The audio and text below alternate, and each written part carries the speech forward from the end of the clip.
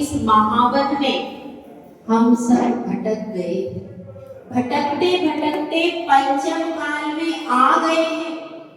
लेकिन यहाँ पर भी यदि हमें शुद्ध बुद्ध आ जाए तो हमारा कल्याण आज भी हो सकता है, क्योंकि कहा गया है कली काले, कली काल मतलब पंचम काल, पंचम काल है कलुष चित्ते। चित्त कैसा है? कषाय और विषय भोगों की कलुषता से भरा हुआ हमारा चित्त है। कली काले कलुष चित्ते। और जिस समय अन्न कीटम, अन्न का प्रति समय कीड़ा के समान भोजन कर रहे हो, एक क्षण के लिए भी त्याग की भावना नहीं बन पा रही है। अन्न कीट का ऐसे यहाँ के नर है। कहाँ की बात चल रही है?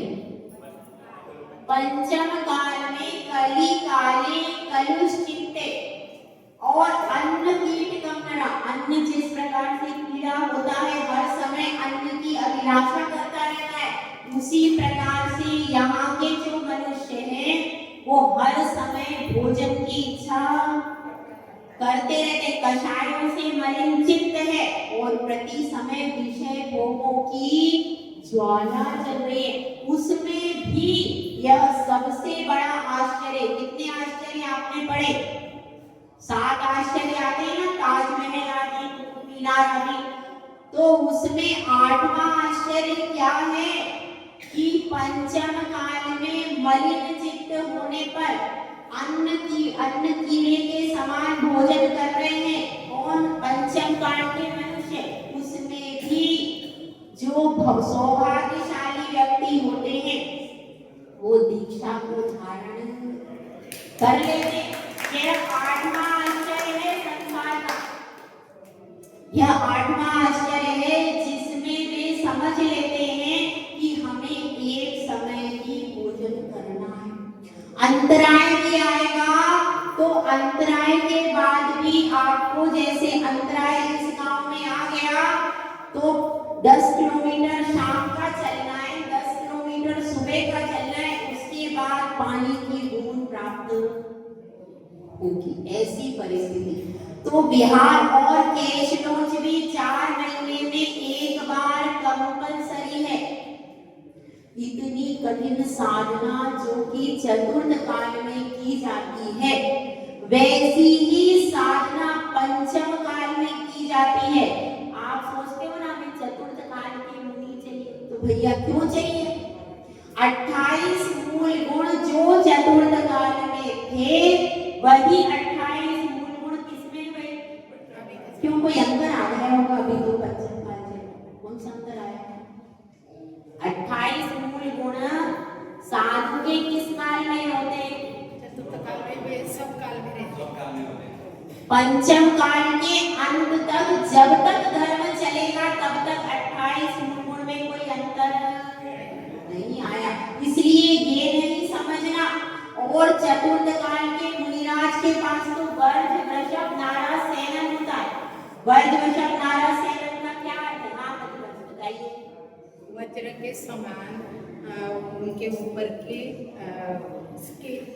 चमड़ी भी रहती है, बीच के हड्डी भी रहती है, कील भी रहती है, पूरा वज्र का रहता है।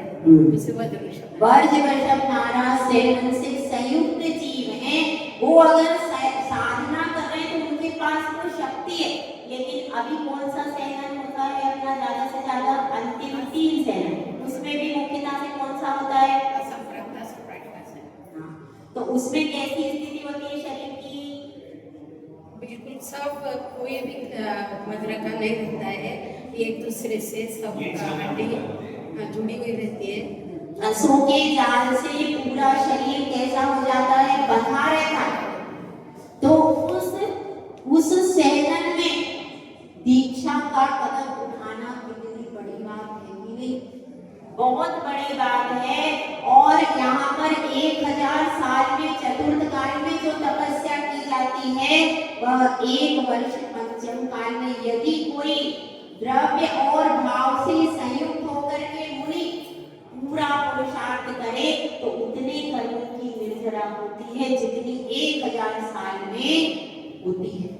तो इसलिए पंचम काल होने के बाद भी जो मनुष्य अपन स्वयं भी आगे बढ़ेंगे, आगे बढ़ना है ना, आपके चतुर्मास में तो आगे बढ़ ही जाएंगे। तो आगे बढ़ना ही है और अपन को भी ज्ञान ध्यान तप में जो रत है ऐसे तपस्वी का ग्रेड प्राप्त करना है।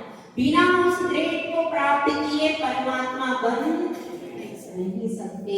इसलिए दीक्षार्थियों के प्रति अपने हृदय में कैसा होना चाहिए, आह्लाद का भाव होना चाहिए, क्योंकि हम भी एक दिन दीक्षा धारण करेंगे। इस संसार के समुद्र से उबरने का अगर कोई रास्ता है तो क्या है, रत्न। और यह संसार है, कितने प्रकार का होता है भाई संसार, बताइए संसार कितने प्रकार का, बताइए। संसार के प्रकार पूछ रही हूँ, कर्म के प्रकार में, संसार के प्रकार। अच्छा आप आज बैठे शुद्ध किया बैठे। देखिए नाम स्थापना द्रव्य और भाव मुख्य रूप से 4 प्रकार का, नाम स्थापना द्रव्य भाव और 2 प्रकार का और होता है। कौन सा होता है बताइए। द्रव्य निक्षेप और भाव निक्षेप। अभी निक्षेप चल रहा है। 4 प्रकार का समझते अपन, नाम स्थापना द्रव्य और भाव। अभी अपना कर्म भी यही 4 प्रकार का चल रहा है, ठीक है। यह अपना कर्म का जो चैप्टर चल रहा है उसमें भी यही चल रहा है। तो पहले अपन ने देखा निक्षेप, देखा कि नहीं, निक्षेप का अर्थ क्या है, एक शब्द में उत्तर दीजिए, क्या है निक्षेप का अर्थ, रखना। परिभाषा पूछ रहे, अर्थ। निक्षेप का अर्थ है रखना, और अनिर्णीत वस्तु में निश्चय करा देना, निर्णय करा देना, वह क्या है, कोई वस्तु है जिसका कि निर्णय नहीं हुआ है कि वह वस्तु क्या है, उसमें निक्षेप निर्णय कराता है। जिसका निर्णय हो गया उसका क्या निर्णय कराएगा। अब जैसे ये उज्ज्वला जी है, कौन है उज्ज्वला जी। अब ये उज्ज्वला जी, अभी तो निर्णय हो गया ना कि ये कौन है। जब हम पहली बार आए थे, जब इनको देखा था तो लग रहा था भाई पहचानी पहचानी सी तो लग रही है। और इन्होंने सम्यक शिखर में आचार्य श्री को आहार दिया है, आचार्य श्री का सानिध्य प्राप्त किया है, तो पहले पहचानी पहचानी लग रही थी। तो उस समय निर्णय हुआ था क्या, उस समय निर्णय नहीं हुआ था। वो क्या हो गई उस समय, उज्ज्वला जी कौन थी, अनिर्णीत वस्तु। समझ में आया, जिस वस्तु का वस्तु तो है, अस्तित्व तो है, मगर उसका निर्णय नहीं हुआ। तो उस समय की अनिर्णीत वस्तु थी। अब वो अनिर्णीत वस्तु में जब आपने कहा क्या उज्ज्वला जी है, या उन्होंने बताया हम उज्ज्वला जी हैं, हमने समय शिखर में आचार्य श्री को आहार देने जाते थे, हम दीक्षा में भी थे, तो इस तरह से जब उन्होंने अपना परिचय दिया तो क्या हो गया, तो हमारा निर्णय हो गया कि हमने भी आपको देखा। ये क्या हो गया, निर्णय। तो अनिर्णीत वस्तु में निर्णय हो गया। अब यह निर्णय किसने कराया, निक्षेप। जो अनिर्णीत वस्तु में निश्चय करा देता है, निर्णय करा देता है, वह क्या है, एक ही परिभाषा पढ़ो पर पूरी तरह से उसमें घुस जाओ, तब फिर अपना विषय बिल्कुल क्लियर हो जाए। समझ में आया, ठीक है। अनिर्णीत वस्तु में जो निर्णय करा देता है, निश्चय करा देता है, उसको क्या कहते हैं, निक्षेप। और निक्षेप के प्रयोजन बताए थे। निक्षेप क्यों किया जाता है, उसके क्या प्रयोजन आपको याद है किसी को, हाँ बताइए। नाम निक्षेप नहीं, निक्षेप क्यों किया जाता है उसके कारण, प्रतीक जी आपको याद है। अप्रकृत भाव नहीं। देखिए पहले इसको और समझा देता, समझ में नहीं आएगा सबको, अभी रिपीट कर देते। देखिए निषेध के 4 प्रयोजन कर्मकांड में आए। पहला क्या है? अप्रकृत अर्थ का निवारण।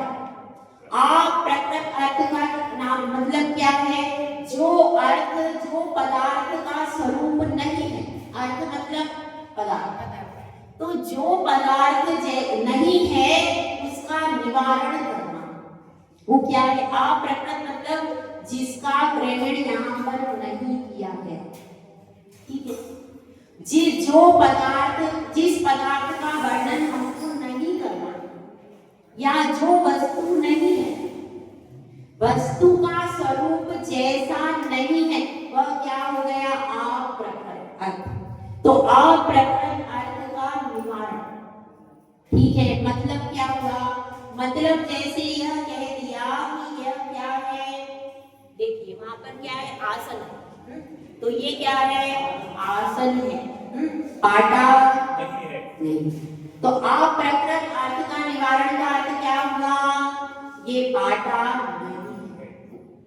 ठीक है, मतलब अपन नेगेटिव और पॉजिटिव दो चीजें। तो अप्रकृत अर्थ का निवारण मींस नेगेटिव वस्तु, जो वस्तु का अस्तित्व उसमें है ही नहीं।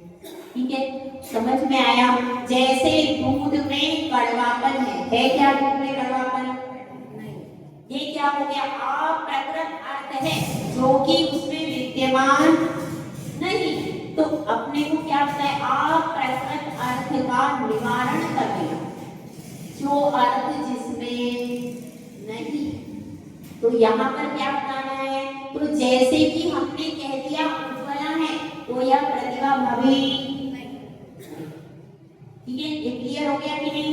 ये क्लियर हो गया कि अगर ये उज्ज्वला जी है तो ये प्रतिभा भावी नहीं। इसी तरह से यहाँ पर हमने कह दिया कि ये प्रदीप जी है, तो ये मयूर भैया, ये निराकरण। तो जहाँ पर जो जिस वस्तु का अस्तित्व जिसमें नहीं है वह बताया जाता है, वह क्या हो गया? अप्रकृत अर्थ का निवारण। देखिए शब्द थोड़े से टफ है, और हम टफ शब्द क्यों ले रहे हैं? इसलिए ले रहे हैं कि आप कभी शास्त्र पढ़ो तो ये शब्द आ जाए तो आप घबरा जाओगे, इसलिए समझो उसका अर्थ क्या है। तो अप्रकृत अर्थ का निवारण मतलब जो वस्तु का स्वभाव नहीं है, जो अस्तित्व में गुण नहीं है, वह क्या हो गया?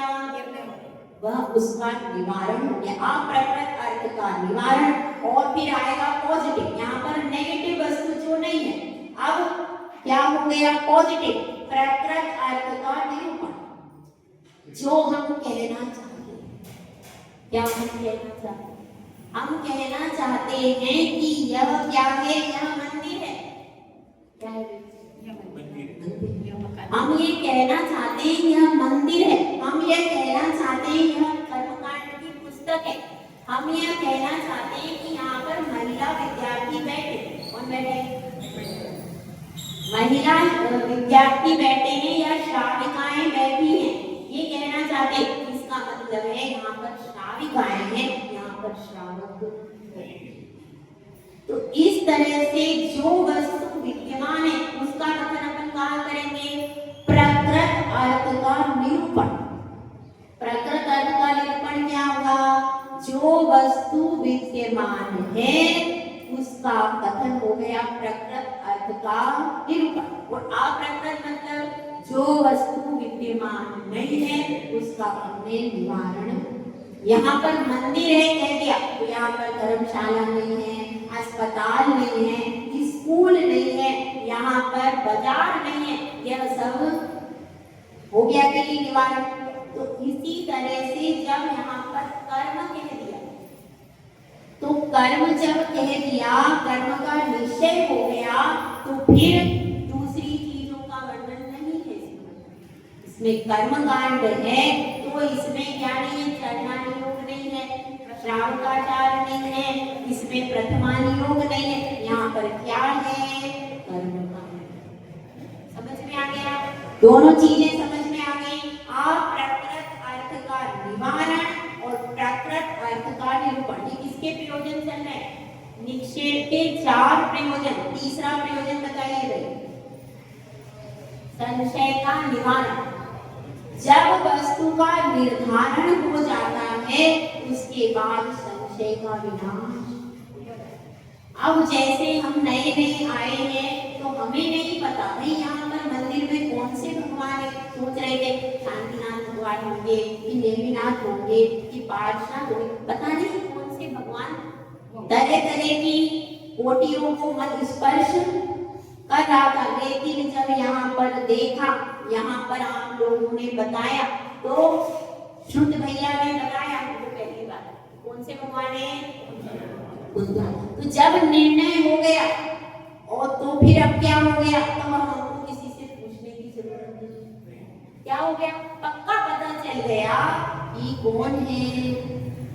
जब तक पता नहीं था तब तक हम संशय में थे कि भाई कौन से भगवान होंगे, कौन से भगवान होंगे। लेकिन जब पता चल गया तो फिर जब हमको संशय का निवारण करना निक्षेप का काम है, क्योंकि वह निर्णय करा देता है, इसलिए संशय का निवारण हो जाता है। किसके द्वारा हो जाता है? निक्षेप के माध्यम से। तो यहाँ पर यही बता रहे हैं कि जो निक्षेप है उसके प्रयोजन 3 बता दिए। अब चौथा प्रयोजन क्या है? तत्व का अवधारण। जो तत्व का रहस्य है, तत्व का स्वभाव है, वह अवधारण हो जाता है। कब होगा? जब ये 3 स्टेज हो जाएगी उसके बाद तत्व का अवधारण होगा। जैसे अपन जीव के माध्यम से समझते, जीव का क्या, हमने क्या कहा, जीव है, तो ये क्या हो गया? प्राकृत अर्थ का निरूपण। क्या हुआ? प्राकृत अर्थ का निरूपण। अब जब जीव है तो धर्म द्रव्य, ये जीव है ना, तो धर्म द्रव्य, उद्गत द्रव्य, अधर्म द्रव्य, काल द्रव्य, यह कुछ भी वह ठीक है। अब संशय का निवारण अपने आप हो गया कि भाई जीव है, यह कंफर्म बात, ये संशय का निवारण। और जब संशय का निवारण होता है कभी तत्व का अवधारण, फिर अपन अपने मन में निश्चय कर लेते हैं कि भाई यह जीव है, मैं जीव हूँ, मैं ज्ञान दर्शन स्वभावी चेतना वाला हूँ, मैं इस संसार से मुक्ति पाने की चाह रखता हूँ। ये सब कब होगा? जब आपका फिक्स निर्णय हो जाए। जब तक निर्णय नहीं हुआ कि मैं जीव हूं, तब तक कैसे आगे बढ़ेंगे? नहीं हो सकता। तो यह 4 बातें समझ में आई, ठीक है। पहले सुनो, पहली बात कौन सी है? अप्रकृत अर्थ का निवारण। दूसरी कौन सी है? प्रकृत अर्थ का निरूपण। तीसरी बात है संशय का निवारण। और चौथी बात क्या है? तत्व का अवधारण। यह 4 स्टेज आपको दी गई है। 4 स्टेज के माध्यम से आप कोई बात को ग्रहण करें। आप देख लो, ठीक है, 4 स्टेज। अब आप एक बार बोला कीजिए प्रतिभा जी। अप्रकृत अर्थ का निरूपण, नहीं, अप्रकृत निवारण। निवारण नहीं, अप्रकृत अर्थ का निवारण, प्रकृत अर्थ का निरूपण, और संशय का निवारण, और तत्व का अवधारण। और एक लौकिक अर्थ में भी अपन इसको लगा सकते हैं। लौकिक अर्थ में लगा करके समझेंगे अप्रकृत अर्थ का निवारण। जैसे कि लौकिक अर्थ में अपन समझे कि अपन ने घर में क्या किया है, घर में अपन ने सब्जी बनाई, काय की बनाई है? एक सब्जी बनाई है, जैसे लौकी की बनाई, तो लौकी की सब्जी बनी है तो गिलकी है, क्या कहते हैं, गोल भिंडी। गोल भिंडी नहीं, मैं सीख गई गोल भिंडी। गोल भिंडी किसको कहते हैं कि भैया पता है आपको? गोल भिंडी मतलब टिंडा ना, टिंडे को अब मैं भी शुरू में समझी, मैंने कहा भिंडी तो मैं कभी लेती नहीं, लंबी भिंडी आज तक देखी, गोल भिंडी कहाँ से आ गई? तो फिर पता चला कि यहाँ पर गोल भिंडी प्रेम सी। तो गोल लौकी की सब्जी बनी है तो गोल भिंडी की सब्जी नहीं बनी, और लंबी भिंडी की, यहाँ लंबी भिंडी कहना पड़ेगा, लंबी भिंडी की सब्जी नहीं बनी, परवल की नहीं बनी, और भिंडी की नहीं बनी। तो ये क्या हो गया? अप्रकृत अर्थ का निवारण हो गया, ये सब नहीं बनी। और बनी क्या है? लौकी। ये क्या हो गया? प्रकृत अर्थ का निरूपण। अब जब आपने कह दिया कि भाई लौकी की सब्जी बनाई है माता जी, तो क्या हो गया? हमारे संशय का निवारण कि भाई कौन सी बनी है, कौन सी बनी है, सब थोड़ी पूछी। फिर एक बार निर्णय हो गया तो फिर तत्व का अवधारण कैसे होगा? भैया यह लौकी है, यह पहले तो पेड़ में लगी थी, तब जीव द्रव्य क्या रूप थी, अब क्या हो गई? अब यह उद्गल हो गई है। अवधारण यानी क्या? अवधारण मतलब ग्रहण करना। अब उस तत्व को ग्रहण करेंगे अपने मन में। तो पहले तो क्या थी? लौकी थी, पहले एकेंद्रीय जीव के शरीर में थी पहले, लेकिन जैसे ही अपन ने पेड़ से उसको अलग किया, क्या हो गई? अब अचित्त हो गई। ध्यान रखना, अब वो क्या हो गई? अब अचित्त हो गई। अब उसमें से जीव नहीं है, और उसको ला करके फिर हमने क्या किया? प्रासुत किया। उसको पहले गर्म पानी से धोया है, उसके बाद उसको यंत्र आदि से उसको सुखाया है, उसके बाद फिर उसको क्या किया है? उसको पकाया है, उसके बाद फिर वह आपकी कटोरी में। लेकिन उसके बाद भी यह समझना है कि भाई यह पुद्गल है, मेरा स्वभाव। यह तत्व का उदाहरण। तत्व का उदाहरण कब होगा? जब ये 3 स्टेज कंप्लीट हो जाएगी, तब हम तत्व का उदाहरण करेंगे कि भाई यह पुद्गल है, यह मेरा स्वभाव है। भले ही मैं आज इसका भोजन कर रहा हूँ, मैं आज इसको ग्रहण कर रहा हूँ, लेकिन ये ग्रहण करना मेरा स्वभाव नहीं। मैं तो ज्ञान दर्शन स्वभाव ही एक जीव द्रव्य हूँ, और मुझमें शुद्ध बनने की शक्ति है। ये हो गया तत्व का अवधारण। इस तरह से हर वस्तु में अपन यदि तत्व के अवधारण के ओर चलते तो वह सम्यक हो जाता है, और अगर यदि संसार के अवधारण की ओर चलेंगे तो वह मिथ्या हो जाए। समझ में आ गया? ठीक है। इसी तरह से कर्म में कैसे घटित करेंगे? जब अपन ने कर्म कह दिया तो अन्य वस्तुएं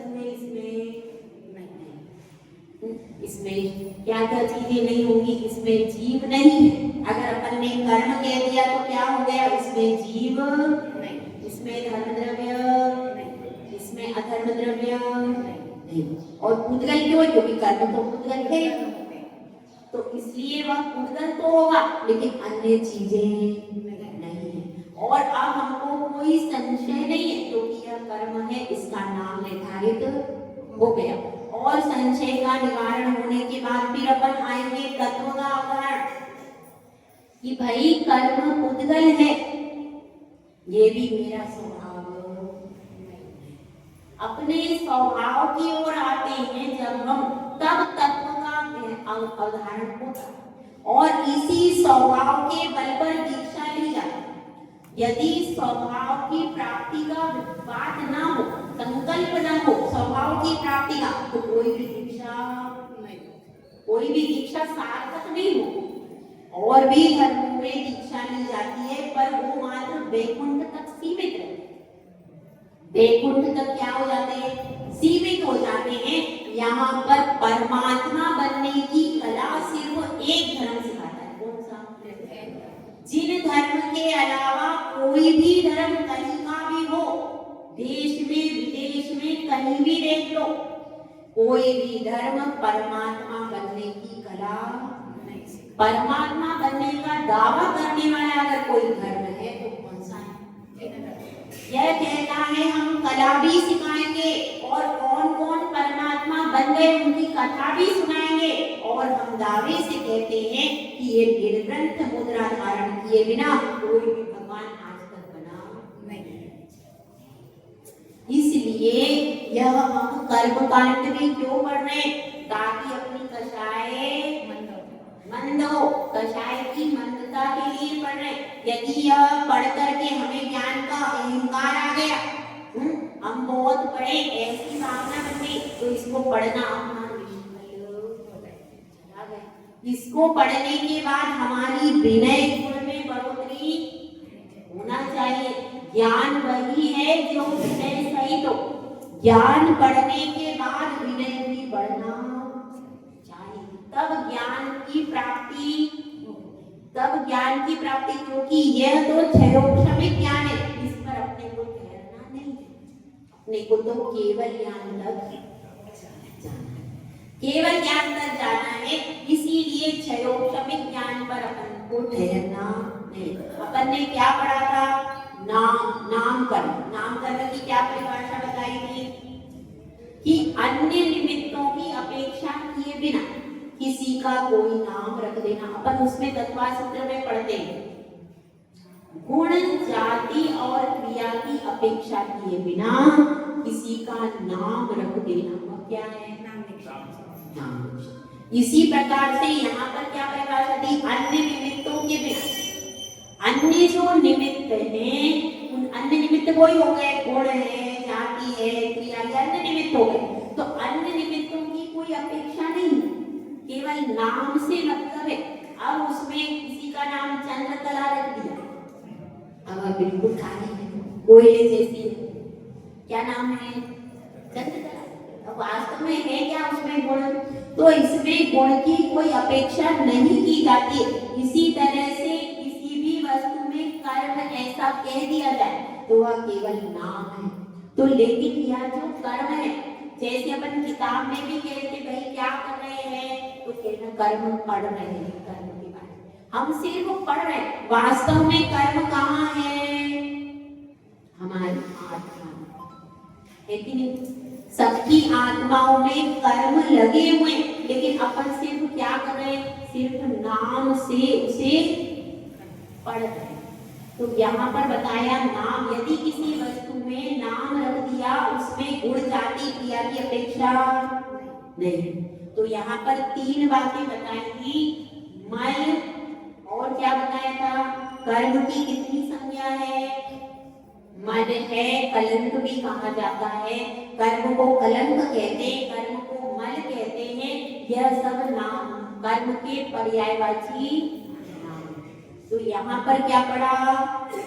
नाम निक्षेप के बारे में अपन ने पढ़ा है, और कर्म में इसको कैसे घटित करना है। अब एक गाथा उठ लेते, उसके बाद इसको समझना। देखिए, चरिमा सरिसा सरिसे दब्बे, मदिरा जीवट्टियं कुक्कुजं कम्मं, तम एदत्ति पदित्था, थमणा तम ठाणा कम्मं। इसमें क्या बताया गया है कि स्थापना कर्म क्या होता है उसको बताया है। सरिसा सरिसे दब्बे, सरिसा मतलब सदृश, समान, और आदर्श यानी असमान। समान या असमान द्रव्य में क्या करना? यह वह है, इस तरह से स्थापना कर देना, मान लेना, कल्पना कर देना। यह क्या है? स्थापना निक्षेप। तो जैसे यह सदृश और अदृश का मतलब क्या हुआ? समान भी हो सकता है, असमान भी हो सकता है। जैसे अपन ठोने में स्थापना करते हैं, तो वो कैसा है भाई? असमान। असमान स्थापना, अतदाकार स्थापना जो है। सदृश अदृश, असदृश को अपन समझते हैं तदाकार और अतदाकार। तो जो ठोना में अपन स्थापना करते हैं वो कौन सी स्थापना है? अतदाकार।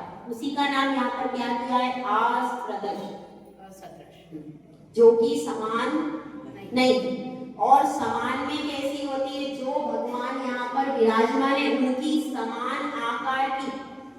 समान आकार की प्रतिमा है, समान उनके अंगों पांव बिल्कुल समतुल है, समचतुरस्र संस्थान है। उस हिसाब से जो प्रतिभा जी बनाई गई है वह क्या है? वह सदृश समान है, उसमें उनका रूप वैसा ही सांचे में ढाला गया। तो वो कौन सी स्थापना है? तदाकार। तो तदाकार हुआ, तदाकार स्थापना आपने पढ़ी है ना? वही उसमें नाम केवल बदल गया, सदृश और असदृश स्थापना हो गई। तो ऐसे ही कर्म में कैसे करेंगे? किसी वस्तु में हमने उठा करके रख दिया, भैया यह कर्म है, यह कर्म है, तो अब वह कर्म नहीं है, लेकिन अपन तो कर्म को पकड़ नहीं सकते। तो अपन ने किसी वस्तु में उसकी स्थापना करके कह दिया भैया यह कर्म है, यह क्या हो गया? स्थापना, ये असदृश। लेकिन अब जब वर्णन चल रहा है कि कर्म कहाँ है, तो आत्मा में कर्म है। आत्मा के प्रदेशों में स्थित जो कर्म है वह क्या है? वह उसी में स्थित है, उसकी तो स्थापना हो ही नहीं सकती। क्यों? क्योंकि सूक्ष्म है, अवधि ज्ञान और केवल ज्ञान का विषय है। तो यहाँ पर क्या बताया है? दो प्रकार की जैसे स्थापना होती है, तो वह स्थापना किसमें होती है? अपन किसी वस्तु में उसकी स्थापना करके कह सकते हैं यह क्या है? कर्म।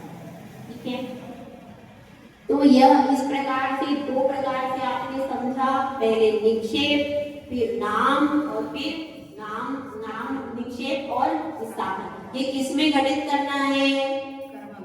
कर्म में घटित करना है। इसके आगे थोड़ा सा अलग चैप्टर आएगा, द्रव्य और भाव का। तो अपन इस प्रकार से दो चीजें समझ में आ गई, स्थापना निक्षेप को और विश्लेषण के साथ दोपहर में समझाया जाएगा। जय बोलो आचार्य सुंदर सागर महाराज की जय।